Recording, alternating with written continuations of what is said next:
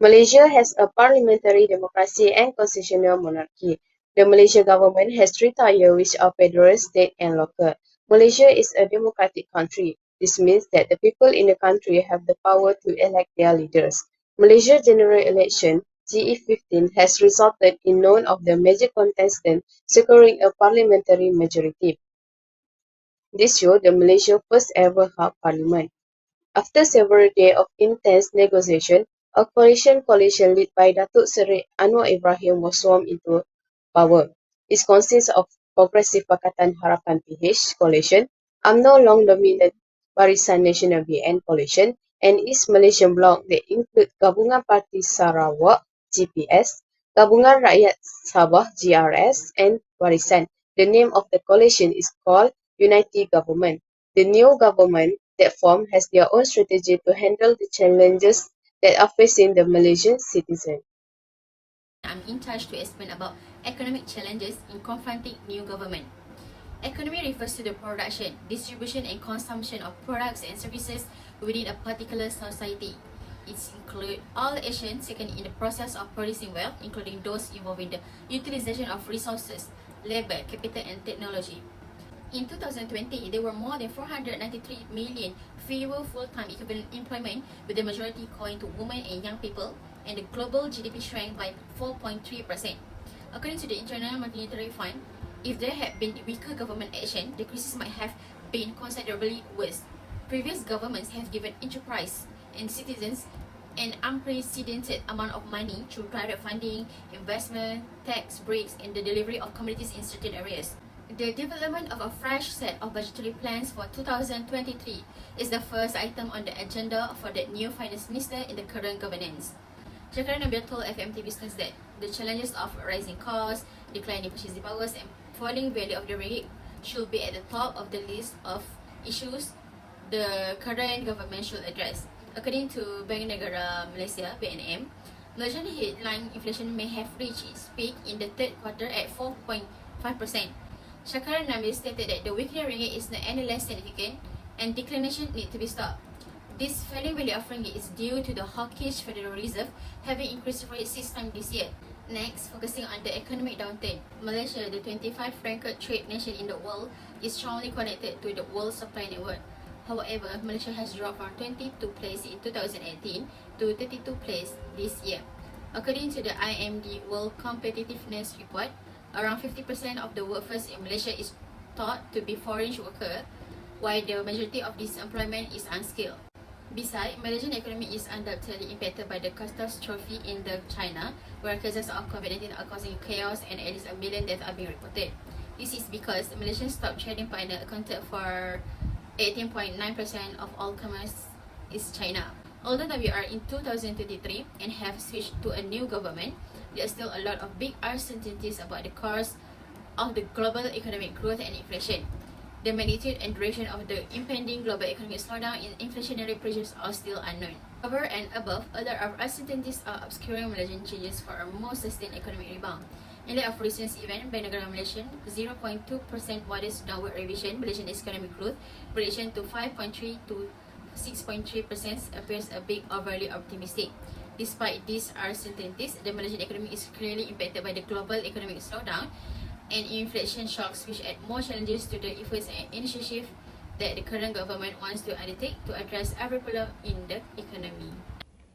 Healthcare is a fundamental aspect of any society, providing essential medical services to individuals and promoting overall well-being. In Malaysia, healthcare has undergone significant transformation over the years, evolving into a system that strives to meet the diverse healthcare needs by World Health Organization in 2019. When a new government takes over, it has various healthcare challenges. These challenges can arise due to various factors, including differing interests, limited resources, and competing priorities. The allocation of resources for healthcare in Malaysia is a complex process that involves various factors and considerations. Secondly, privatization of healthcare in Malaysia can be a debated topic, balancing the public and private healthcare sectors can be a contentious issue. The government may face challenges when determining the extent to which privatization should be allowed and regulated. Thirdly, developing and implementing health policies and legislation can lead to conflict, particularly when these are divergent viewpoints among stakeholders.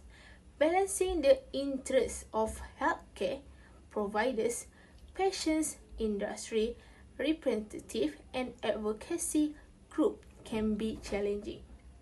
And the last one, disagreement may arise between patient and advocacy groups and the government regarding the protection of patient rights, access to healthcare services, and the quality of care provided.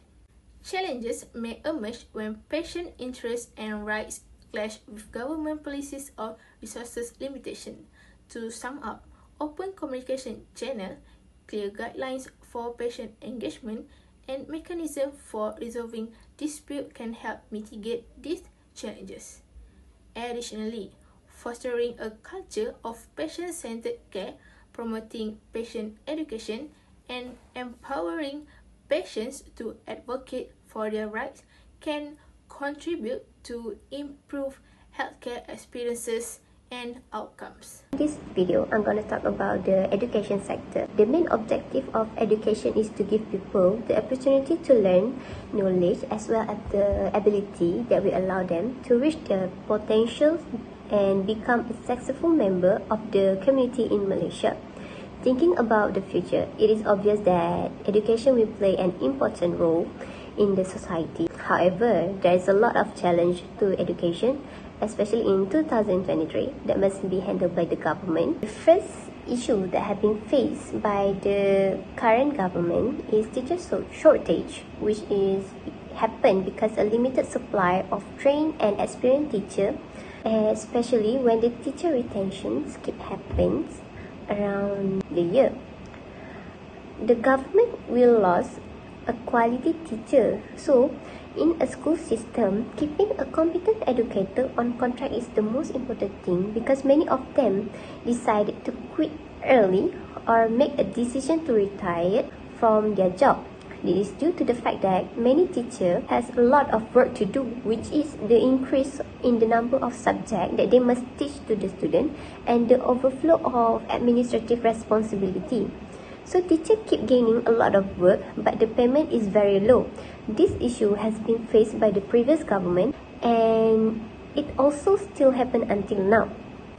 Okay, the next one is the current government has been facing a financial sustainability for university, especially public university.